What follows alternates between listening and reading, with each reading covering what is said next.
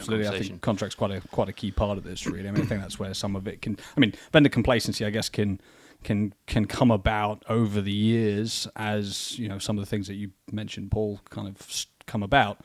But I think it can also stem from the very beginning, from that contract being signed. And as you say, it could be down to the clauses in the contract. Could even be down to something as simple as not enough margin in the deal.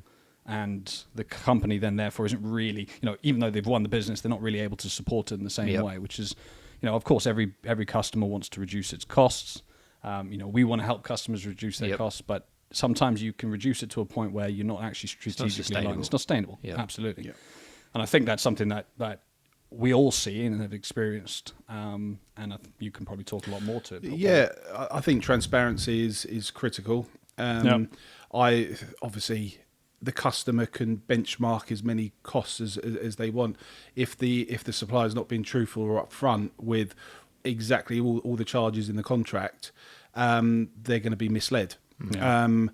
And once they've signed it, unfortunately, in this industry, once they're in, it's very, very difficult to get back out again without penalties and such. So, misleading from the get-go.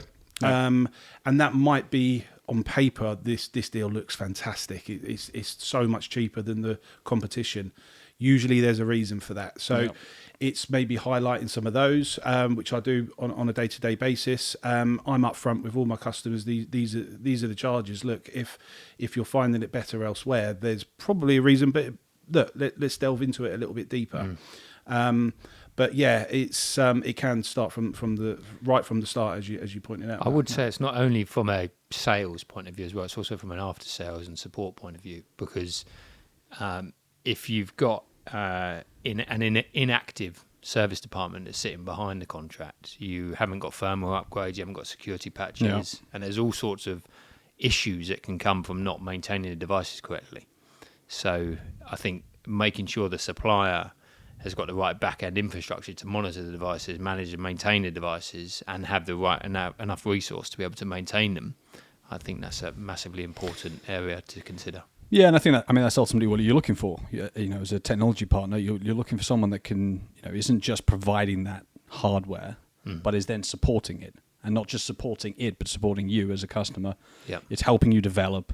It's helping you innovate, and that's quite a key area around this vendor complacency. Is one of the signals, at least from my experience, what I've seen is it can come from lack of innovation. Yeah, it's same technology, and you're just repeating contract after contract, but there's no innovation, there's no progression. You're not reducing costs, you're not working with the customer, and I think sometimes one of the signs for that, or red flags you could say for that, is lack of innovation around technology, not providing additional services, not combining perhaps the print technology with other technology, other document management technology or workflow processing technology, whatever it might be. I mean, AI is a massive area at the minute. You're looking at how you can start to combine these things. And I think a supplier that perhaps isn't working with you to plot out your strategic direction is a massive risk for your business because, and as you said with the support side of things, if they're not aligning with you and then providing that support, providing that innovation, in comparison to someone else, there's a massive opportunity list missed there. Sorry for the customer. I think in addition to that, our industry, take our industry, the managed print services industry went through a big change in 2020 with COVID, and lockdown obviously enabled businesses to become more flexible in their working conditions. Yeah, enabled them to have a fluid moving team for customers to be able to work from anywhere and have access to their information anywhere. So print volumes have declined. At that point, a lot of customers were looking to make savings, as you'd imagine. Obviously, they weren't in offices. They had offices sitting there, not being utilised. So companies look to reduce their costs in those areas. So contracts were signed at that point for 5-6 years' time, which are now coming up for renewal, possibly a year or so ago. But a lot of them have stayed on those rigid contracts. Although print volumes have declined by in anywhere up to the region of 60-70%, sometimes more. Yeah.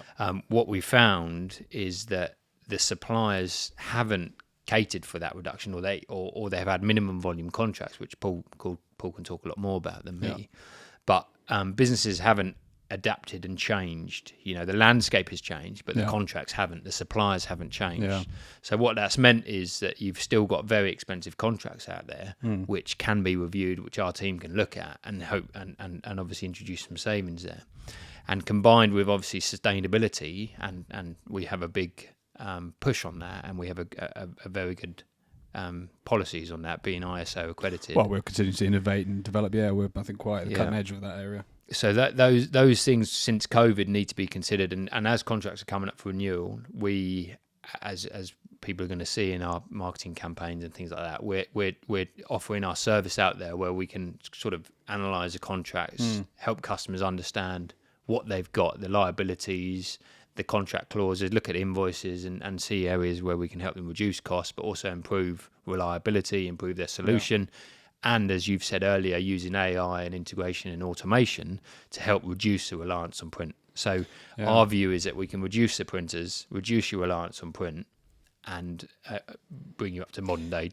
Yeah, and I think what you're touching on there brilliantly is innovation. And it's not just innovation around the technology, but it's innovation around the contracts, innovation around the service, innovation around additional things like sustainability, security that we're doing and we're bolting into our services. Which there are obviously lots of others that I'm sure are innovating in similar areas, but it's that I think that is quite important to find in a supplier. Yep. That they are continuing to be at the forefront of that innovation so that they can bring those ideas to your business rather than someone that's just replacing contract by contract, not working with you, not looking at other parts of your IT infrastructure, not trying to support in other ways.